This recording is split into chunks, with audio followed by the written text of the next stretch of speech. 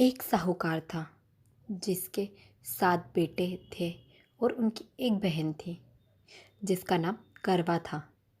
सभी सातों भाई अपनी बहन से बहुत प्यार करते थे, यहाँ तक कि वे पहले उसे खाना खिलाते और बाद में स्वयं खाते थे। एक बार उनकी बहन ससुराल से मायके आई हुई थी। शाम को भाई जब अपना व्यापार व्यवसाय बंद कर घर आए तो देखा उनकी बहन बहुत व्याकुल थी। सभी भाई खाना खाने बैठे और अपनी बहन से भी खाने का आग्रह करने लगे, लेकिन बहन ने बताया कि उसका आज करवा चौथ का निर्जल व्रत है और वह खाना सिर्फ चंद्रमा को देखकर उसे अर्घ देकर ही खा सकती है। चूंकि चंद्रमा अभी तक निकला नहीं था, इसलिए वह भूख प्यास से व्याकुल हो उठी। सबसे छोटे भाई को अपनी बहन की यह हालत देखी नहीं जाती और वह दूर पीपल के पेड़ पर एक दीपक जलाकर चलने की ओट में उसे रख देता है। दूर से देखने पर ऐसा प्रतीत होता है कि जैसे चतुर्थी का चांद उदित हो रहा है। इसके बाद भाई अपनी बहन को बताता है कि चांद निकल आया, तुम उसे अर्घ देने के बाद भोजन कर सकती हो। बहन खुशी के मारे सीढ़ियों पर चढ़कर चांद को देखती है और उसे अर्घ देकर खाना खाने बैठ जाती है। वह पहला टुकड़ा मुंह में डालती है तो उसे छींक आ जाती है। दूसरा टुकड़ा डालती है तो उसमें बाल निकल आता है और जैसे ही वह तीसरा टुकड़ा मुंह में डालने की कोशिश करती है तो उसके पति की मृत्यु का समाचार उसे मिलता है। वह बौखला जाती है।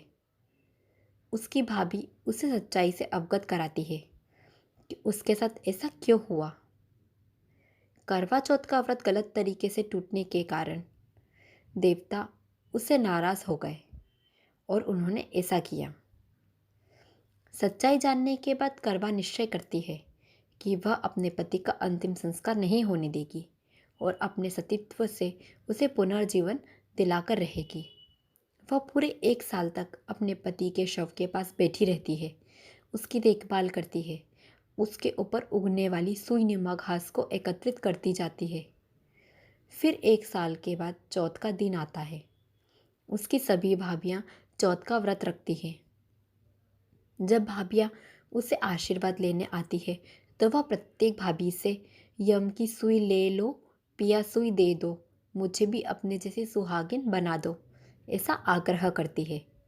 लेकिन हर बार भाभी उसे अगली भाभी से आग्रह करने को कहकर चली जाती है। इस प्रकार जब 6 नंबर की भाभी आती है तो वह करवा उससे भी यही बात दोहराती है। यह भाभी उसे बताती है कि चूंकि सबसे छोटे भाई की वजह से उसका व्रत टूटा था, अतः उसकी पत्नी में ही शक्ति है कि वह तुम्हारे पति को दोबारा जीवित कर सके। इसलिए जब वह आए तो तुम उससे पकड़ लेना और जब तक वह तुम्हारे पति को जिंदा ना कर दे उसे नहीं छोड़ना। ऐसा कहकर वह चली जाती है। सबसे अंत में छोटी भाभी आती है। करवा उससे भी सुहागिन बनाने का आग्रह करती है, लेकिन वह टालम टोली करने लगती है। इसे देख करवा उसे जोर से पकड़ लेती है और उसके सुहाग को जिंदा करने के लिए कहती है। भाभी उससे छुड़ाने के लिए नोचती है, घसोटती है, लेकिन करवा उसे नहीं छोड़ती।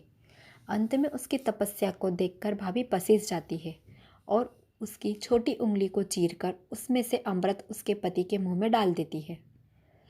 करवा का पति तुरंत श्री गणेश कहता हुआ उठ बैठता है। इस प्रकार प्रभु की कृपा से उसकी छोटी भाभी के माध्यम से करवा को अपना सुहाग वापस मिल जाता है। इस करवा बहनी के कारण ही इस चौथ का नाम करवा चतुर्थी पड़ा था। हे श्री गणेश, माँ गौरी, जिस प्रकार करवा को चिर सुहागन का वरदान मिला, उस प्रकार सभी सुहागिनों को मिले और सबके सुहाग की रक्षा करना। धन्यवाद। इसी तरह की रोचक कहानियों को सुनने के लिए हमारे चैनल को लाइक, शेयर एंड सब्सक्राइब ज़रूर करें।